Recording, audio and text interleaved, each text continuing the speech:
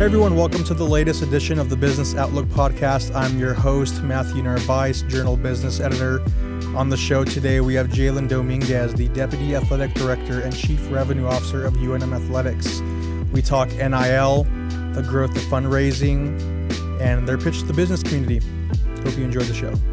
If you enjoy our podcast, please like and subscribe and consider becoming a digital subscriber to the Albuquerque Journal to help us bring you more content like this. You can find this episode and all of our podcasts on the Albuquerque Journal website, abqjournal.com, as well as YouTube, iTunes, and Spotify. See the show notes for a discount code on a digital subscription. Thank you for supporting the Albuquerque Journal, New Mexico's leading news.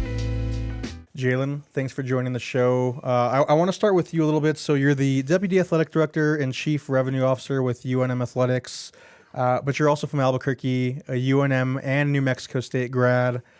Just tell us a bit about your story and how you ended up here. Yeah, absolutely. First, thank you for having me. I really do appreciate it.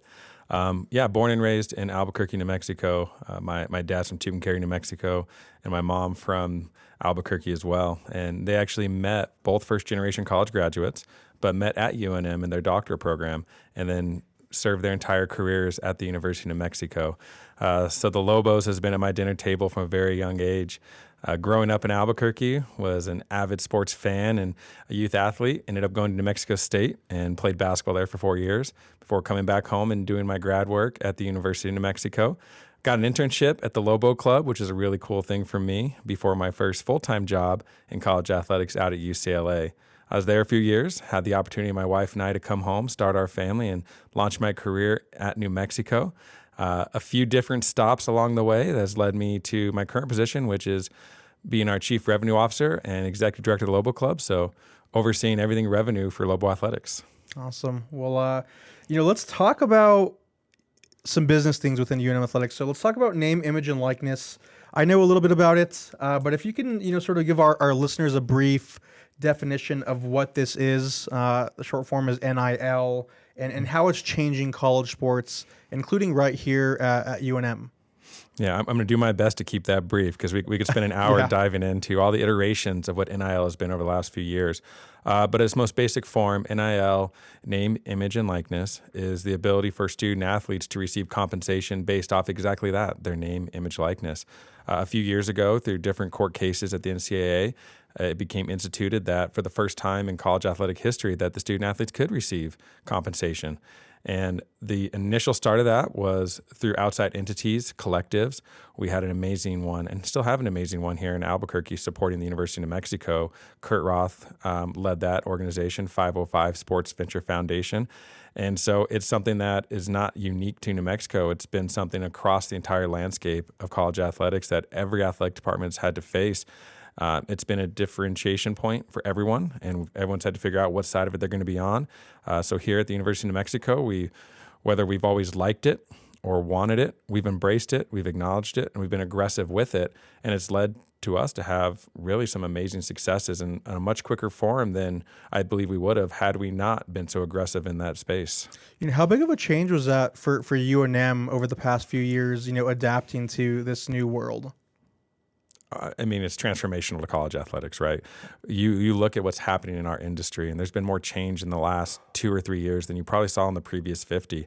As you work within the community, the way that college athletics has always structurally been approached, it feels like it's completely changed. The reality, though, is while the pathway to some of the things we want to accomplish has changed, and NIL has been the driver of that, what we're doing day to day, our overall goals, our big picture initiatives that we're chasing, those haven't. And I think that's been a really important piece of this process, and thing that I want everyone to understand is while NIL itself is transformational in the way we do business, why we do business has not changed, in the way we support our student athletes, the way we represent an institution, and the way we live and breathe and really are a lifeblood of a community.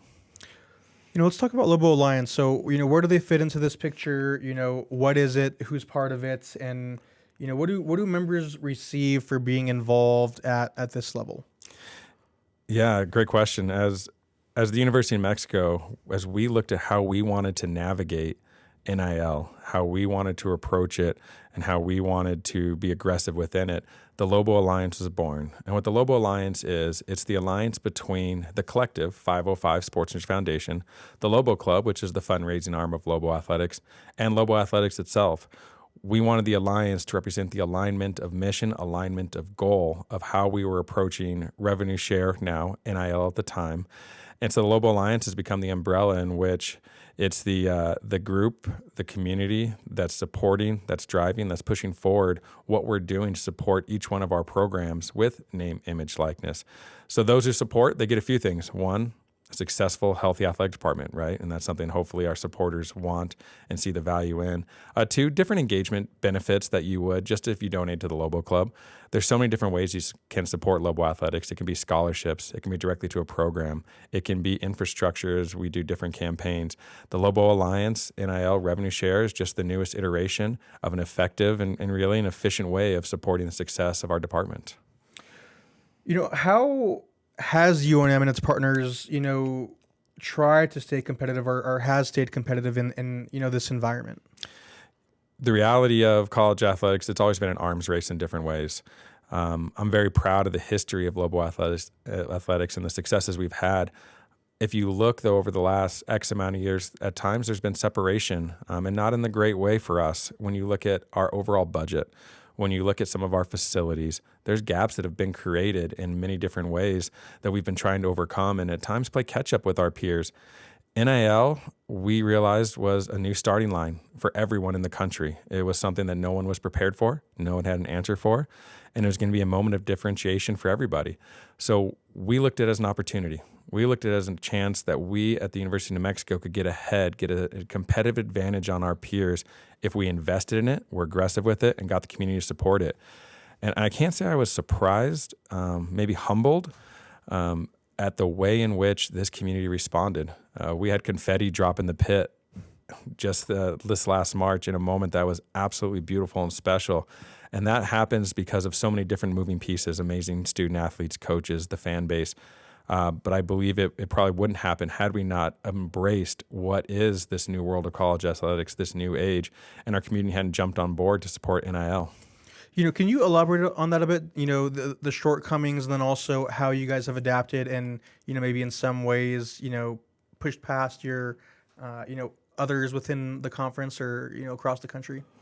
Yeah, when we talk about the shortcomings, we have so many amazing assets at the University of New Mexico, and it starts with our community and our fan base. But the reality that we have all aware of and became probably more glaring due to the transition to the Mountain West is from a budget standpoint, from some of the facilities, particularly in football, there's some areas in which we have fallen behind. But what we realized with NIL and what the message we took in the community was, this is a moment where we get to start over, where everyone's going to get lined back up next to each other. How do we separate ourselves? How do we ensure that we get the competitive advantage, we get the jump on our peers? And the message in the community was pretty simple. It's uncomfortable. NIL, compensation of student athletes, you can have your opinion on whether or not it should or shouldn't take place, but the reality is it is taking place. And it's a path that, while uncomfortable, unlocks so many amazing goals that we have at the athletic department. Our community understands that wins and losses are critical, but they're not the ultimate goal. It's what happens when you win or lose games. When the pit is full of 15,000 plus people, from all walks of life, all different parts of our community, different sides of the aisle, they put all that aside, and when they walk into that building, they're all Lobos. They're all New Mexicans. When football is successful, it's not just the economic impact, it's the community vibrancy that exists in a town like Albuquerque, in a state like New Mexico, where I truly believe, as the flagship, we're the biggest fish in town when it comes to some of these entertainment things. So we went to the community and said, help us unlock those bigger picture things. Help us be the forward-facing part of a university. Help us impact enrollment, vibrancy, economic impact. This is a path that can do it. And they responded. We ended up jumping out pretty significantly ahead of all of our peers in basketball, and we've made up amazing ground in football very quickly, and we couldn't have done it without the investment in NIL and revenue share. Yeah.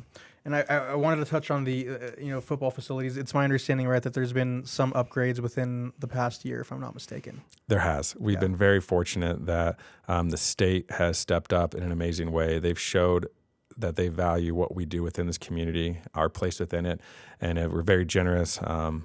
and provided outlay for us in order to make some significant improvements. So while we're pushing different initiatives around football, we're also investing in the infrastructure of the stadium that hopefully leads to a much better experience, not just for our student athletes, but everyone who walks into that building. Yeah. It's also my understanding that this year with football, kids, and I can't remember the age range, are going to be able to get into games for free. Maybe you could touch on that a little bit. Yeah, I hope if you haven't seen the video we released a couple days ago, you got to go find it. You can find it on all of our social media at Lobo Athletics. But as we are looking to engage the community a little bit differently and meet the community where they're at, we realize that for a lot of families, it's not easy necessarily to attend a sporting event when you have young kids, whether it be tickets, parking, concessions. We want to eliminate any barrier that they have and make sure that they know that they're welcome and a part of what we're doing at Lobo Athletics and Lobo Football. So the new initiative is kids 12 and under are free. If you have a son, a daughter, a nephew, a niece, a grandson, a granddaughter, whoever it might be, all kids 12 and under are going to be free this year at Lobo Football. And we're hoping that gives families the ability to come out and enjoy a Saturday in the fall with the Lobos. From a business perspective, what does UNM see in doing something like this? There's a variety of things that we hope to accomplish with it. One, engage and connect with the community, right? And we want to create Lobos for life. We want these young Lobos to have their first, their second, and hopefully someday their 100th or the 1,000th experience with us. And of course, in the building, they might buy concessions, they might buy a hat, they might buy a T-shirt, they might tell a friend about how much fun they had on a Saturday at University Stadium.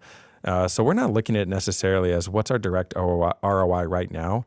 It's a much bigger picture play of engaging this community in a new way that hopefully continues just to send a message of unity across our entire city and state around the University of New Mexico and Lobo Athletics.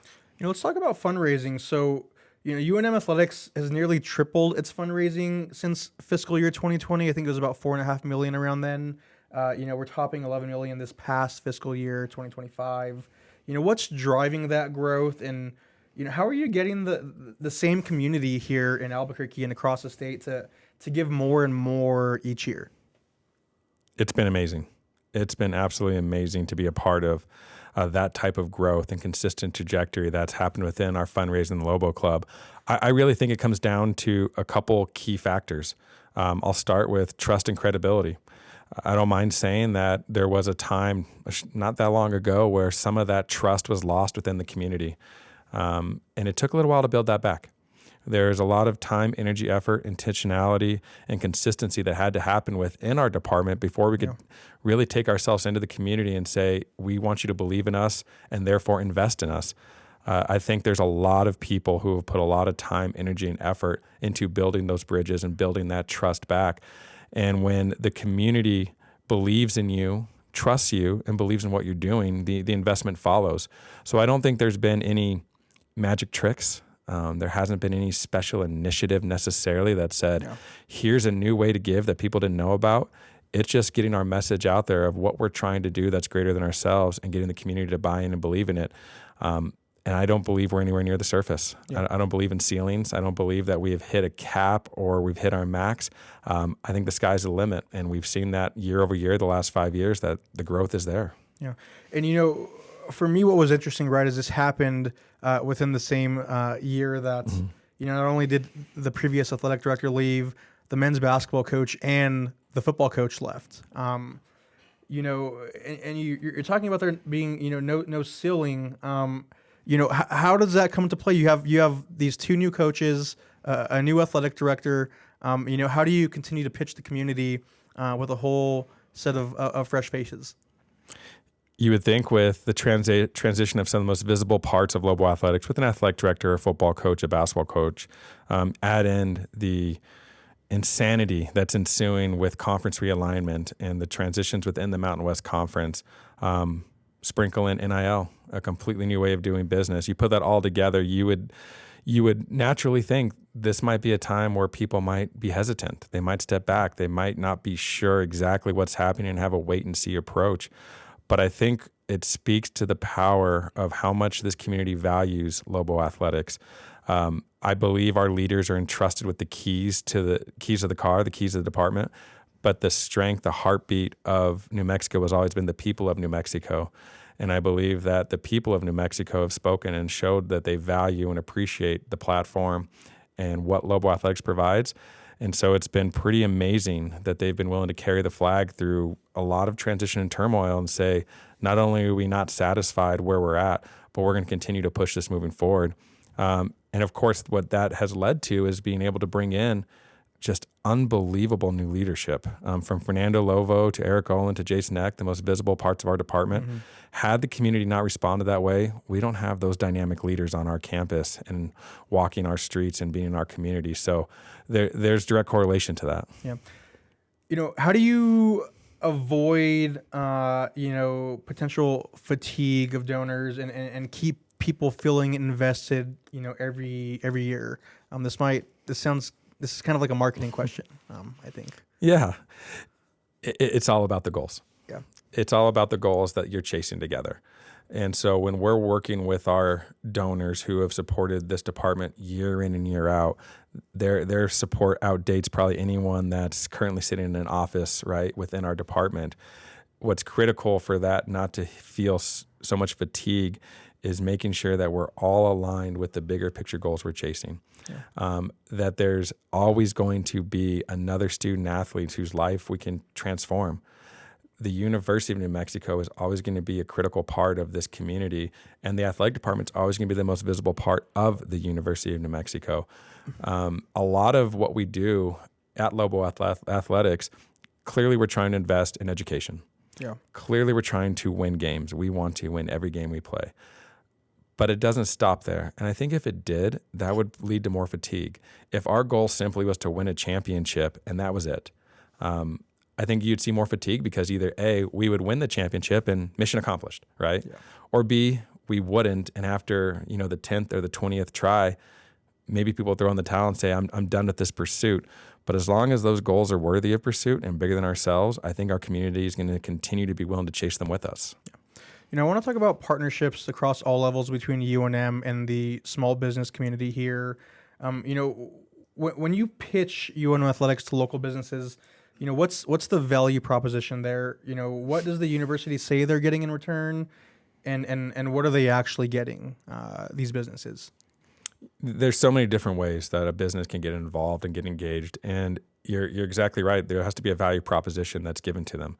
And that value proposition can stretch amongst many different facets. And I think that's one of the reasons we've been successful is when we're working with a small business, we don't come in with a cookie cutter model that says this is exactly how this is going to work for us and for you. There's an exploratory phase that we make sure we understand what they want to accomplish.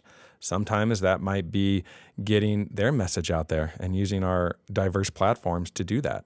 Sometimes it might be for them to engage their clients or reward their employees.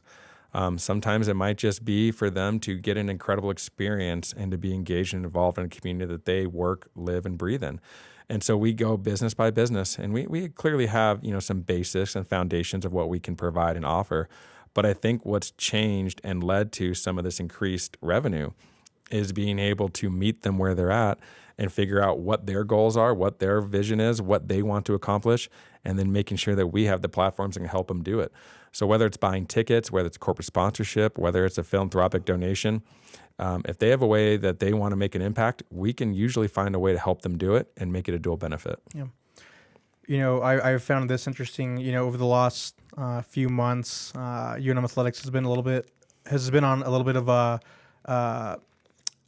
a business tour, if you will. So I think, I think it was Jason Eck and Fernando Lovo were at a Greater Albuquerque Chamber of Commerce events a few months back. And then most recently, Fernando Lovo was a keynote speaker at the Economic Forum of Albuquerque. And he had talked to, guests about, quote, flooding this town with cherry and silver, with posters, with pendants, end quotes. Lobo visibility everywhere, basically.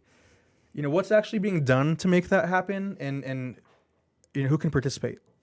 Yeah, it's we're really proud of who we are and what we do. We've learned that the more people can kind of take a peek under the hood, right, of what's happening at Lobo Athletics, the more willing they're going to be engaged. And so when you have dynamic leaders like Jason Eck and Fernando Lovo that can go into the community and people can hear the message and see and talk to them, I think it's inspiring. And we touched on it earlier. I'm a New Mexican. I'm a Lobo, and I'm very proud of both those things. And I think that pride runs very deep in this community. I just don't think we've always provided the best outlets for people to display that pride. Yeah. And so sometimes it's through bigger picture things, and sometimes it's just very small grassroots. Sometimes it's a yard sign. Sometimes it's a decal on the back of a car window. It's a hat. It's a shirt. It's a Go Lobos. And when you walk by and see a familiar face. And so what we're doing is on a grassroots approach through everything from merchandise to decals to yard signs. We have a plan that as we hit the fall, we're going to give everyone the chance to really display that Lobo pride that we know exists in this community. Yeah. Last question for you. If a local business owner or a potential donor is listening and hasn't been involved with Lobo Athletics yet, what's your message to them? Why should they care, and how can they get started? Yeah, you should care because you hopefully care about this place. You care about the city and the state in which you live in. You care about the community in which you're involved and engaged in. When you work with Lobo Athletics, you have the ability to not only transform the life of future leaders within our student athletes, but you have the ability to make a better New Mexico for everyone around us. I don't think it's any secret that when the Lobos are successful, Albuquerque's a better place to live. New Mexico's a better place to live. When we were in a couple years ago in Las Vegas and we won 4 games in a row, it was amazing. You had 7,000 New Mexicans in Pit West chanting, screaming, high-fiving, hugging. And when we arrived on the plane back in Albuquerque, everyone was smiling. Everyone was happier. Restaurants are doing better. Hotels are doing better. People are selling more cars. You can invest in a much bigger picture, bigger opportunity for New Mexico, and you can do it while having a great time through the Lobos. So I would encourage everyone to find what they can do and how they would like to get engaged and come to our door. Let us come to your door, and let's have that conversation because we can find some mutual goals and accomplish them together. Jalen, thanks for coming on the show. It's appreciated. Thank you.